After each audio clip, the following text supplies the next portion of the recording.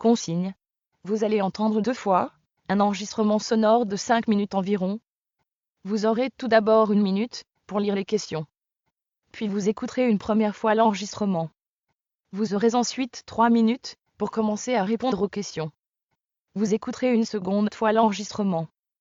Vous aurez encore 5 minutes pour compléter vos réponses.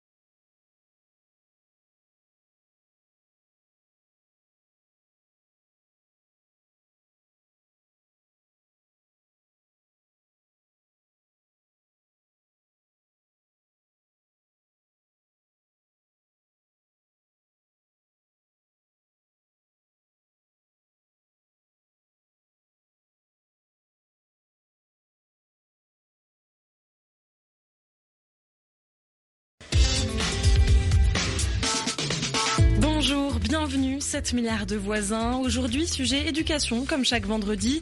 Nous parlons de l'instruction en famille, quand des parents refusent d'inscrire leurs enfants à l'école classique, accusés d'ennuyer, d'angoisser, voire d'exclure. En France, il serait 25 000 enfants de 6 à 16 ans à ne pas aller à l'école et à être instruits à domicile par leurs parents. Une éducation hors système, mais parfaitement légale, puisque c'est l'instruction qui est obligatoire et non pas l'école. Ce phénomène de déscolarisation existe et est reconnu dans des pays anglo-saxons comme le Canada, les États-Unis, la Grande-Bretagne. Mais en France, il fait l'objet de soupçons, de critiques et de fantasmes. Pourtant, il semblerait faire de plus en plus d'adeptes. Alors, faut-il défendre le droit d'apprendre librement, en dehors des murs de l'école? Si oui, comment et quel rôle, quelle responsabilité pour les parents qui s'engagent dans cette voie? Et puis, bien sûr, quel impact pour l'enfant? Mais tout de suite, reportage. Lila, Loline et Oriane ont 12, 15 et 17 ans. Et les 3 sœurs n'ont jamais été à l'école de leur vie. Leur apprentissage s'est toujours fait à la carte, comme l'ont décidé leurs parents. Cette semaine, mardi dernier, avec tout un groupe de jeunes qui, comme elles, ne vont pas à l'école, elles se sont rendues au Palais de la Découverte à Paris pour assister à un atelier de chimie. Elles étaient accompagnées par leurs parents, Frédéric et Claudia. Alice Milo a suivi la petite famille, micro à la main. Donc on est au Palais de la Découverte. Mes 2 sœurs ont fait un atelier et moi j'en ai fait qu'un seul. Donc il y avait une intervenante du palais qui nous a fait un exposé sur les couleurs. Toutes les 3, aucune de vous 3 ne va à l'école alors? Ouais, c'est ça. On a le lundi, on fait du cirque. Après, le mardi, de temps en temps, donc on vient au Palais de Découverte ou à la Cité des Sciences. Après, on a aussi des cours d'anglais avec une amie américaine qui vient chez nous. On fait du bricolage, du théâtre, de la danse. Donc on a plein d'activités comme ça. Et alors, est-ce que vous pouvez m'expliquer comment ça se fait que vous n'alliez pas à l'école? C'est nos parents qui ont décidé, donc... Papa, maman, le papa? C'est moi qui étais à l'origine de l'idée. C'était à la naissance d'Oriane, donc il y a 17 ans. L'idée de l'école est apparue dans ma tête. Et je me suis dit, un jour, je vais lui dire, ma chère fille, demain, tu vas aller à l'école. Et je dois lui expliquer pourquoi elle y va. Et donc il faut que j'ai des bons arguments. Mais j'en ai pas trouvé en fait. En regardant mon propre parcours, j'ai fait beaucoup d'études, mais mon activité quotidienne tous les jours, l'école ne m'a servi à rien, strictement rien. Et donc si c'était à refaire pour moi, je ne serais pas allé. Mais du coup pour mes enfants, je me suis dit je vais leur offrir ce potentiel de temps à leur disposition, qu'elles puissent faire ce qu'elles veulent de leur temps. Et donc vous en avez parlé à votre chère et tendre qui est ici. Et madame, vous étiez d'accord? Non, moi j'étais pas d'accord, j'ai mis 3 ans à être d'accord, au moins 3 ans. Pour moi c'était évident que les enfants apprennent en dehors de l'école. Moi-même j'avais été prof d'histoire géo et je voyais très bien que 2 ou 3 mois après un contrôle où les élèves avaient eu des bonnes notes, ils se souvenaient plus de ce qu'ils avaient appris et qu'ils étaient censés savoir. Donc de ce point de vue-là, au point de vue de l'apprentissage, il n'y a pas eu besoin de me convaincre. En revanche, je me disais que les enfants allaient être seuls. Donc, suite à ça, vous avez constitué des groupes avec d'autres enfants qui ne vont pas à l'école et ça permettait de résoudre ce problème de sociabilité? Exactement, oui. On a commencé avec 25 personnes à qui j'ai envoyé le tout premier message il y a 12 ans. Là, il y a 1050 familles qui entrent sur le site de la vie qui est à www.l'écoledelavie.org et c'est un réseau, en fait, de familles qui organisent des choses ensemble pour se rencontrer. Et toi, ça t'a jamais rendu curieuse? T'as jamais eu envie d'aller voir ce qui se passait du côté de l'école? Ah non, pas du tout. Et pourquoi? Avant, je faisais un cours de magie et j'étais avec que des enfants qui allaient à l'école. Et c'était souvent que de la moquerie quand quelqu'un ne savait pas faire quelque chose ou alors ça donnait pas envie d'être à leur place. Mais cette manière de travailler à la carte, est-ce que ça permet quand même d'avoir les fondamentaux en termes de mathématiques, d'apprentissage de l'orthographe et de la grammaire, par exemple? C'est quelque chose qui se transmet quand elle nous envoie un SMS ou un mail. Alors je corrige pas tout, mais le S qui se met après le tu en conjugaison, c'est quelque chose qu'on a vu parce que c'était pas spontané. Il y a probablement des enfants qui l'apprennent en lisant beaucoup. Là chez nous, c'était plutôt en parlant suite aux écrits qu'elle faisait. Simplement, ce ne sont pas des exercices imposés. On ne demande pas d'apprendre la table de multiplication de 7. Voilà. Mais elles la connaissent?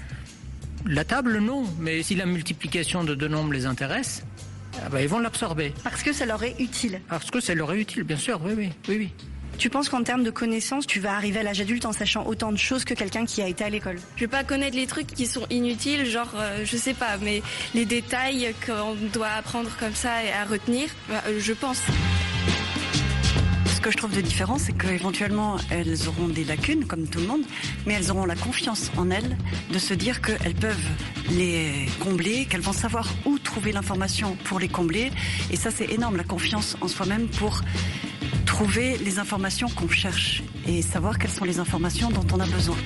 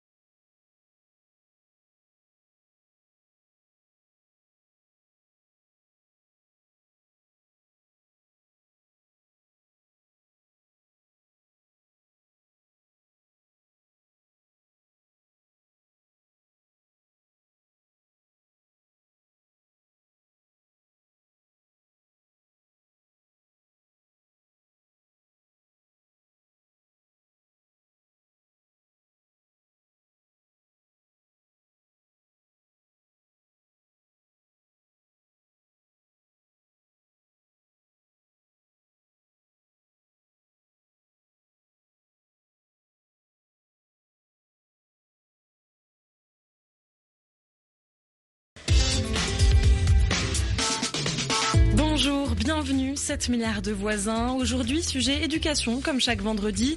Nous parlons de l'instruction en famille, quand des parents refusent d'inscrire leurs enfants à l'école classique, accusés d'ennuyer, d'angoisser, voire d'exclure.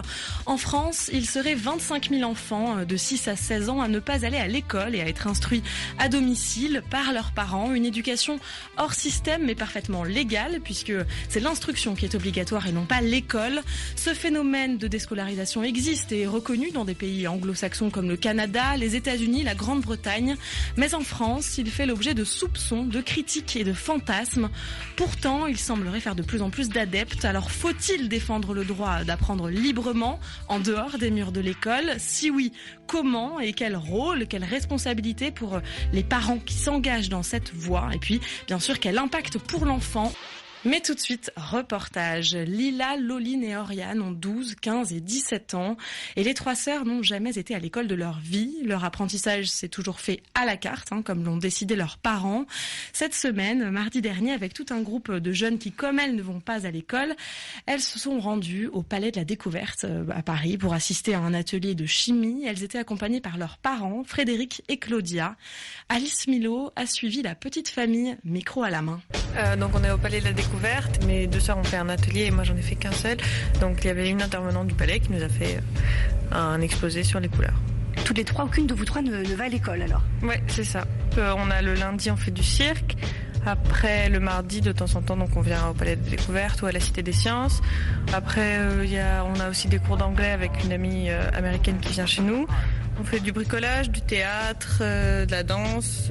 Donc on a plein d'activités comme ça. Et alors, est-ce que vous pouvez m'expliquer comment ça se fait que vous n'alliez pas à l'école? C'est nos parents qui ont décidé, donc... Papa, maman, le papa? C'est moi qui étais à l'origine de l'idée. C'était à la naissance d'Oriane, donc il y a 17 ans. L'idée de l'école est apparue dans ma tête. Et je me suis dit, un jour, je vais lui dire, ma chère fille, demain, tu vas aller à l'école. Et je dois lui expliquer pourquoi elle y va. Et donc, il faut que j'ai des bons arguments. Mais j'en ai pas trouvé, en fait. En regardant mon propre parcours, j'ai fait beaucoup d'études, mais mon activité quotidienne tous les jours, l'école ne m'a servi à rien, strictement rien. Et donc, si c'était à refaire pour moi, je ne serais pas allé. Mais du coup, pour mes enfants, je me suis dit, je vais leur offrir ce potentiel de temps à leur disposition, qu'elles puissent faire ce qu'elles veulent de leur temps. Et donc vous en avez parlé à votre chère et tendre qui est ici. Et madame, vous étiez d'accord? Non, moi j'étais pas d'accord, j'ai mis 3 ans à être d'accord, au moins 3 ans. Pour moi c'était évident que les enfants apprennent en dehors de l'école. Moi-même j'avais été prof d'histoire géo et je voyais très bien que 2 ou 3 mois après un contrôle où les élèves avaient eu des bonnes notes, ils se souvenaient plus de ce qu'ils avaient appris et qu'ils étaient censés savoir. Donc de ce point de vue-là, au point de vue de l'apprentissage, il n'y a pas eu besoin de me convaincre. En revanche, je me disais que les enfants allaient être seuls. Donc, suite à ça, vous avez constitué des groupes avec d'autres enfants qui ne vont pas à l'école et ça permettait de résoudre ce problème de sociabilité? Exactement, oui. On a commencé avec 25 personnes à qui j'ai envoyé le tout premier message il y a 12 ans. Là, il y a 1050 familles qui entrent sur le site de la vie qui est à www.l'écoledelavie.org et c'est un réseau, en fait, de familles qui organisent des choses ensemble pour se rencontrer. Et toi, ça t'a jamais rendu curieuse? T'as jamais eu envie d'aller voir ce qui se passait du côté de l'école? Ah non, pas du tout. Et pourquoi? Avant, je faisais un cours de magie et j'étais avec que des enfants qui allaient à l'école. Et c'était souvent que de la moquerie quand quelqu'un ne savait pas faire quelque chose ou alors ça donnait pas envie d'être à leur place. Mais cette manière de travailler à la carte, est-ce que ça permet quand même d'avoir les fondamentaux en termes de mathématiques, d'apprentissage de l'orthographe et de la grammaire, par exemple? C'est quelque chose qui se transmet quand elle nous envoie un SMS ou un mail. Alors je corrige pas tout, mais le S qui se met après le tu en conjugaison, c'est quelque chose qu'on a vu parce que c'était pas spontané. Il y a probablement des enfants qui l'apprennent en lisant beaucoup. Là chez nous, c'était plutôt en parlant suite aux écrits qu'elle faisait. Simplement, ce ne sont pas des exercices imposés. On ne demande pas d'apprendre la table de multiplication de 7. Voilà. Mais elles la connaissent? La table, non. Mais si la multiplication de deux nombres les intéresse, ils vont l'absorber. Parce que ça leur est utile. Parce que ça leur est utile, bien sûr, oui. Tu penses qu'en termes de connaissances, tu vas arriver à l'âge adulte en sachant autant de choses que quelqu'un qui a été à l'école? Je vais pas connaître les trucs qui sont inutiles, genre, je sais pas, mais les détails qu'on doit apprendre comme ça et à retenir, je pense. Ce que je trouve de différent, c'est qu'éventuellement, elles auront des lacunes, comme tout le monde, mais elles auront la confiance en elles de se dire qu'elles peuvent les combler, qu'elles vont savoir où trouver l'information pour les combler. Et ça, c'est énorme, la confiance en soi-même pour trouver les informations qu'on cherche et savoir quelles sont les informations dont on a besoin.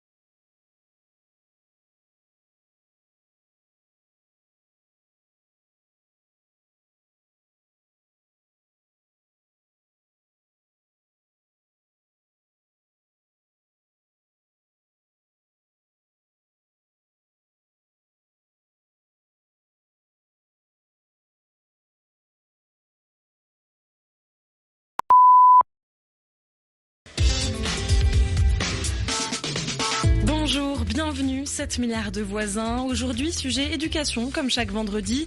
Nous parlons de l'instruction en famille, quand des parents refusent d'inscrire leurs enfants à l'école classique, accusés d'ennuyer, d'angoisser, voire d'exclure. En France, il serait 25 000 enfants de 6 à 16 ans à ne pas aller à l'école et à être instruits à domicile par leurs parents. Une éducation hors système, mais parfaitement légale, puisque c'est l'instruction qui est obligatoire et non pas l'école. Ce phénomène de déscolarisation existe et est reconnu dans des pays anglo-saxons comme le Canada, les États-Unis, la Grande-Bretagne. Mais en France, il fait l'objet de soupçons, de critiques et de fantasmes. Pourtant, il semblerait faire de plus en plus d'adeptes. Alors faut-il défendre le droit d'apprendre librement en dehors des murs de l'école? Si oui, comment et quel rôle, quelle responsabilité pour les parents qui s'engagent dans cette voie? Et puis, bien sûr, quel impact pour l'enfant? Mais tout de suite, reportage. Lila, Loline et Oriane ont 12, 15 et 17 ans. Et les trois sœurs n'ont jamais été à l'école de leur vie. Leur apprentissage s'est toujours fait à la carte, comme l'ont décidé leurs parents. Cette semaine, mardi dernier, avec tout un groupe de jeunes qui, comme elles, ne vont pas à l'école, elles se sont rendues au Palais de la Découverte à Paris pour assister à un atelier de chimie. Elles étaient accompagnées par leurs parents, Frédéric et Claudia. Alice Milo a suivi la petite famille, micro à la main. Donc on est au Palais de la Découverte. Mes deux sœurs ont fait un atelier et moi j'en ai fait qu'un seul. Donc il y avait une intervenante du palais qui nous a fait un exposé sur les couleurs. Toutes les trois, aucune de vous trois ne va à l'école alors? Ouais, c'est ça. On a le lundi, on fait du cirque. Après, le mardi, de temps en temps, donc on vient au Palais de Découverte ou à la Cité des Sciences. Après, on a aussi des cours d'anglais avec une amie américaine qui vient chez nous. On fait du bricolage, du théâtre, de la danse. Donc on a plein d'activités comme ça. Et alors, est-ce que vous pouvez m'expliquer comment ça se fait que vous n'alliez pas à l'école? C'est nos parents qui ont décidé, donc... Papa, maman, le papa? C'est moi qui étais à l'origine de l'idée. C'était à la naissance d'Oriane, donc il y a 17 ans. L'idée de l'école est apparue dans ma tête. Et je me suis dit, un jour, je vais lui dire, ma chère fille, demain, tu vas aller à l'école. Et je dois lui expliquer pourquoi elle y va. Et donc il faut que j'ai des bons arguments. Mais j'en ai pas trouvé en fait. En regardant mon propre parcours, j'ai fait beaucoup d'études, mais mon activité quotidienne tous les jours, l'école ne m'a servi à rien, strictement rien. Et donc si c'était à refaire pour moi, je ne serais pas allé. Mais du coup pour mes enfants, je me suis dit je vais leur offrir ce potentiel de temps à leur disposition, qu'elles puissent faire ce qu'elles veulent de leur temps. Et donc vous en avez parlé à votre chère et tendre qui est ici. Et madame, vous étiez d'accord? Non, moi j'étais pas d'accord, j'ai mis 3 ans à être d'accord, au moins 3 ans. Pour moi c'était évident que les enfants apprennent en dehors de l'école. Moi-même j'avais été prof d'histoire géo et je voyais très bien que 2 ou 3 mois après un contrôle où les élèves avaient eu des bonnes notes, ils se souvenaient plus de ce qu'ils avaient appris et qu'ils étaient censés savoir. Donc de ce point de vue-là, au point de vue de l'apprentissage, il n'y a pas eu besoin de me convaincre. En revanche, je me disais que les enfants allaient être seuls. Donc, suite à ça, vous avez constitué des groupes avec d'autres enfants qui ne vont pas à l'école et ça permettait de résoudre ce problème de sociabilité? Exactement, oui. On a commencé avec 25 personnes à qui j'ai envoyé le tout premier message il y a 12 ans. Là, il y a 1050 familles qui entrent sur le site de la vie qui est à www.l'écoledelavie.org et c'est un réseau, en fait, de familles qui organisent des choses ensemble pour se rencontrer. Et toi, ça t'a jamais rendu curieuse? T'as jamais eu envie d'aller voir ce qui se passait du côté de l'école? Ah non, pas du tout.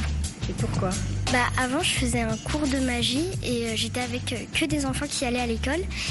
Et c'était souvent que de la moquerie quand quelqu'un ne savait pas faire quelque chose ou alors ça donnait pas envie d'être à leur place. Mais cette manière de travailler à la carte, est-ce que ça permet quand même d'avoir les fondamentaux en termes de mathématiques, d'apprentissage de l'orthographe et de la grammaire, par exemple? C'est quelque chose qui se transmet quand elle nous envoie un SMS ou un mail. Alors je corrige pas tout, mais le S qui se met après le tu en conjugaison, c'est quelque chose qu'on a vu parce que c'était pas spontané. Il y a probablement des enfants qui l'apprennent en lisant beaucoup. Là chez nous, c'était plutôt en parlant suite aux écrits qu'elle faisait. Simplement, ce ne sont pas des exercices imposés. On ne demande pas d'apprendre la table de multiplication de 7. Voilà. Mais elles la connaissent? La table, non. Mais si la multiplication de 2 nombres les intéresse, ils vont l'absorber. Parce que ça leur est utile? Parce que ça leur est utile, bien sûr, oui. Tu penses qu'en termes de connaissances, tu vas arriver à l'âge adulte en sachant autant de choses que quelqu'un qui a été à l'école? Je vais pas connaître les trucs qui sont inutiles, genre, je sais pas, mais les détails qu'on doit apprendre comme ça et à retenir, je pense.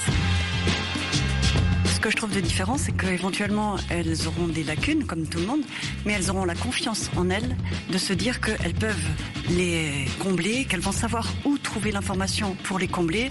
Et ça, c'est énorme, la confiance en soi-même pour trouver les informations qu'on cherche et savoir quelles sont les informations dont on a besoin.